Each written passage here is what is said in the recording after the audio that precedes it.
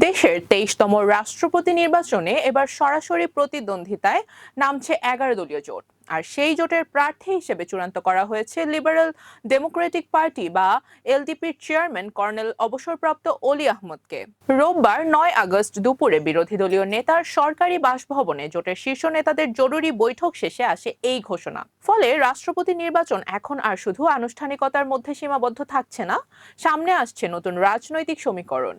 বৈঠক শেষে ১১ দলীয় জোটের অন্যতম প্রধান শরিক বাংলাদেশ জামায়াতে ইসলামের আমির ডক্টর শফিকুর রহমান আনুষ্ঠানিকভাবে অলি আহমদের নাম ঘোষণা করেন। তিনি জানান, জোটের শরিক দলগুলোর শীর্ষ নেতাদের সর্বসম্মতিক্রমেই কর্নেল অবসরপ্রাপ্ত অলি আহমদকে রাষ্ট্রপতি পদে প্রতিদ্বন্দ্বিতার জন্য মনোনয়ন দেয়া হয়েছে। অর্থাৎ একক কোনো দলের প্রার্থী হিসেবে নয়, বরং জোটের সম্মিলিত সিদ্ধান্তেই রাষ্ট্রপতি পদে লড়বেন অলি আহমদ। আর এই সিদ্ধান্তের মধ্য দিয়ে ১১ দলীয় জোট নিজেদের রাজনৈতিক অবস্থানকে আরো স্পষ্ট করল। ডক্টর শফিকুর রহমানের সভাপতিত্বে অনুষ্ঠিত বৈঠকে উপস্থিত ছিলেন জামায়াতে ইসলামীর সেক্রেটারি জেনারেল মিয়া গোলাম পরওয়ার এবং ১১ দলীয় জোটের সমন্বয়ক ডক্টর হামিদুর রহমান আজাদ।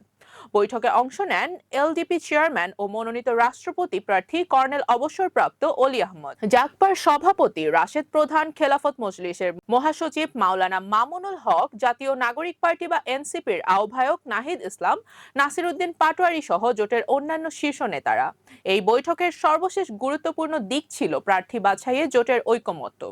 কারণ রাষ্ট্রপতি নির্বাচনকে সামনে রেখে এর আগে জোটের ভেতরে একাধিক নাম নিয়ে আলোচনা থাকলেও শেষ পর্যন্ত অলি আহমদের নামই সবাই একমত হয়েছেন। এখন প্রশ্ন, রাষ্ট্রপতি নির্বাচনের এই প্রতিদ্বন্দ্বিতার পরবর্তী ধাপ কি?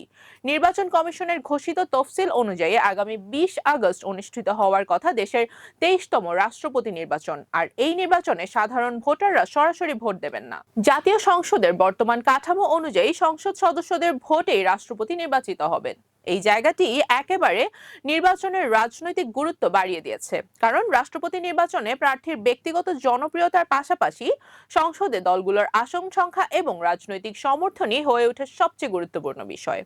ক্ষমতাসীন দল বিএনপিও ইতোমধ্যে রাষ্ট্রপতি নির্বাচনের জন্য মনোনয়নপত্র সংগ্রহ করেছে। এর মধ্যে ১১ দলীয় জোটের পক্ষ থেকে অলি আহমদের নাম ঘোষণায় নির্বাচনের মাঠে অন্তত দুইটি রাজনৈতিক অবস্থান স্পষ্ট হলো। একদিকে রয়েছে ক্ষমতাসীন দলের প্রার্থী, অন্যদিকে ১১ দলীয় জোটের সম্মিলিত প্রার্থী কর্নেল অবসরপ্রাপ্ত অলি আহমদ। ফলে এখন মূল নজর থাকবে রাষ্ট্রপতি নির্বাচনের আনুষ্ঠানিক প্রক্রিয়া এবং সংসদে ভোটের সময়কার রাজনৈতিক অবস্থানের দিকে। কর্নেল অলি আহমদ বাংলাদেশের রাজনীতিতে দীর্ঘদিনের পরিচিত মুখ। সামরিক জীবন শেষে রাজনীতিতে সক্রিয় হয়ে তিনি লিবারেল ডেমোক্রেটিক পার্টি বা এলডিপি প্রতিষ্ঠা করেন এবং দীর্ঘ সময় ধরে দলটির নেতৃত্ব দিয়ে আসছেন। এবার সেই অভিজ্ঞ রাজনীতিকই ১১ দলীয় জোটের সম্মিলিত প্রার্থী হিসেবে দেশের সর্বোচ্চ সাংবিধানিক পদ অর্থাৎ রাষ্ট্রপতির জন্য প্রতিদ্বন্দ্বিতা করতে যাচ্ছেন।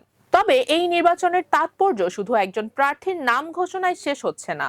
১১টি দলের একসঙ্গে একজন প্রার্থীকে সমর্থন দেওয়ার ঘটনা জোটের রাজনৈতিক ঐক্যের একটি প্রকাশ্য বার্তা হিসেবেও সামনে এসেছে। এখন দেখার বিষয়, সংসদীয় ভোটের মাঠে এই রাজনৈতিক সমর্থন কতটা কার্যকর হয় এবং রাষ্ট্রপতি নির্বাচনের চূড়ান্ত ফলাফলে এর কি প্রভাব পড়ে। ২০ আগস্টের ভোটকে সামনে রেখে তাই রাষ্ট্রপতি নির্বাচন ঘিরে রাজনৈতিক নজর এখন পুরোপুরি সংসদের দিকে।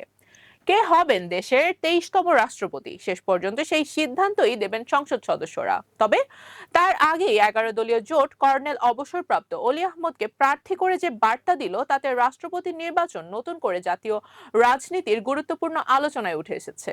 রুবাইয়াত জান্নাত, টাইমস 24।